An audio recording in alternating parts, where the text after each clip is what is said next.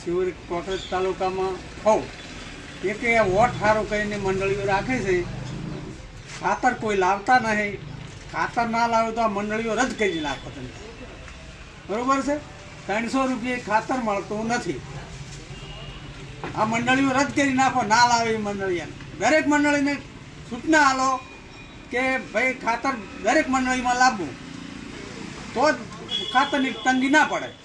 તમાકુ, ઘઉં બધું વાવેતર છે, બધા ખાતર વગર કોઈ થતું નહીં. એટલે આ મંડળીયાવાળાને બધાને સૂચના આપી દો કે ભાઈ ખાતર લાવો, નકે પછી મંડળીઓ રદ કરો. વોટ સારું કહીને મંડળીઓ રાખે છે. હું ઊભા છો, ખાતર મળતું નથી અને સરકારને એટલી વિનંતી કરું છું કે ખાતર જેમ બને એમ જલ્દી જથ્થો વધારે પહોંચતો કરે. ગામડામાં લાઈનમાં સવારમાંથી 7 વાગ્યાથી ઊભા રહ્યા છો, અત્યારનો ટાઈમ થયો છે 11 વાગ્યા છે. કોને તો ઘડી ઊભા છો, હજી લાઈનમાં નંબર નથી આવતો, એમ બધું ઠેલી આવે છે તોય. બરોબર, જેમ બને એમ સરકારને જે ખાતરની આયાત બહુ કરો એમ.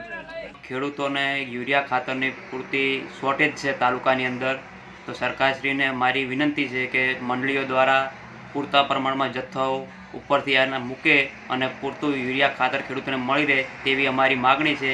અને ખેડૂતને ઠેર ઠેર રવડવું ના પડે. અને ખેડૂતો બહુ મુશ્કેલ હાલતમાં છે હાલની તારીખમાં, કમોસમી વરસાદના હિસાબે અને ઘણા બધા કારણોના હિસાબે તેમને ધક્કા ખાવા પડે છે.